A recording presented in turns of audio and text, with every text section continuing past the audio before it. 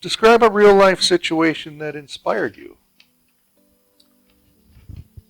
I was in a gallery a few weeks ago. The show was going to start, the gallery was going to open on Saturday, and they wanted the artwork there on Thursday.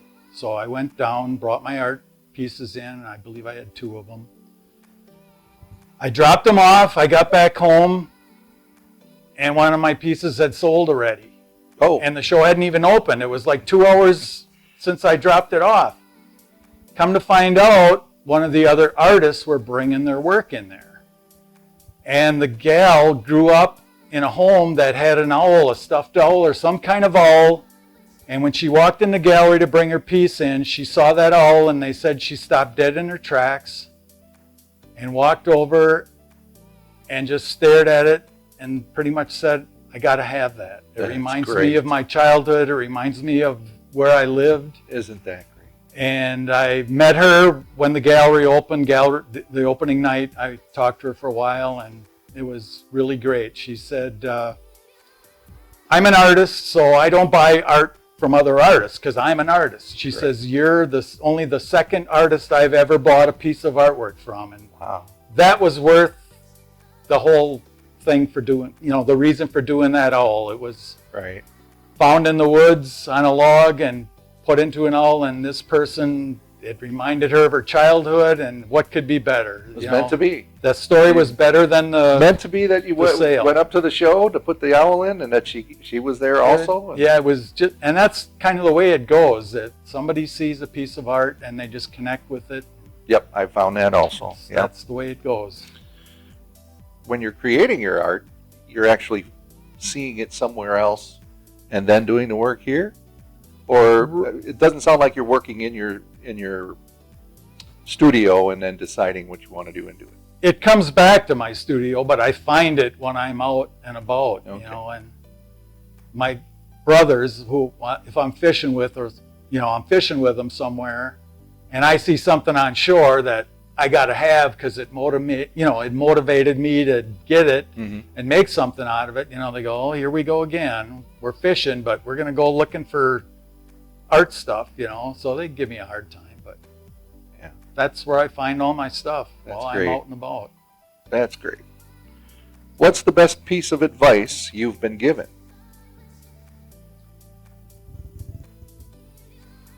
Was it something from your probably art teacher? No advice he gave me, but he just let us do everything. So it was like everything's fair game. Okay.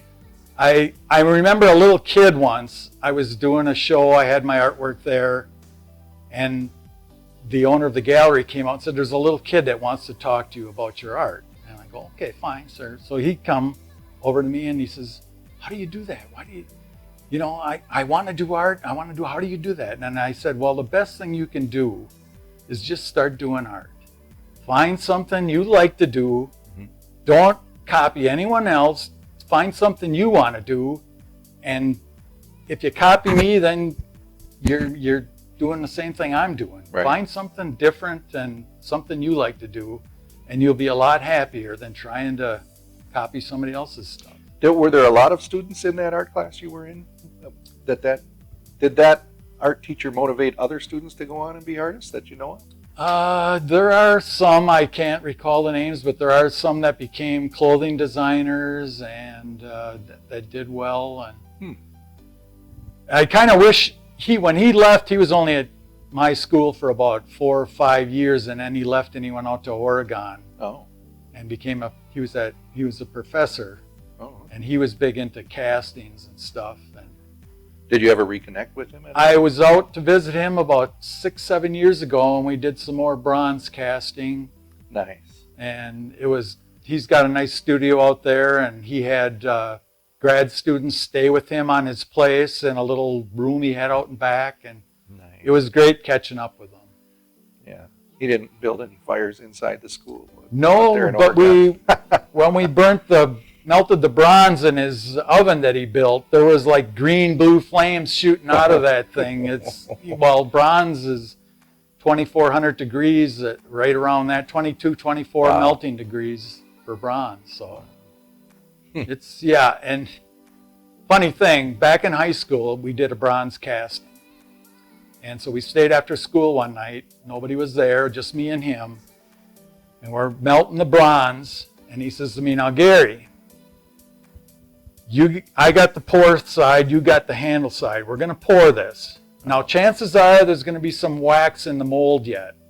When this hot bronze at 2,300 degrees or whatever hits that, it's going to come shooting up out of there like a volcano.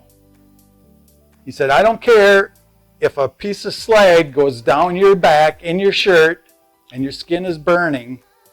Do not drop this crucible, because if we drop it, it's going to explode and we're both going to be dead. Wow. I was sweating a little bit when we did that. But it turned out okay, and I still have the piece we cast back in 66, 67. Really? Yeah. Oh, that's great. It's got a great patina on it now, too. That's fabulous. That's just excellent. Professionally, what's your goal?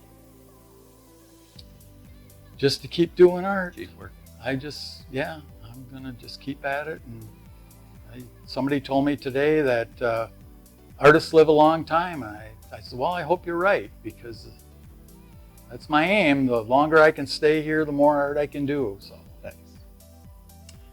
Well, we want to thank you for being a interviewee in our series here. No problem. And continue to make good art. I will try the best I can.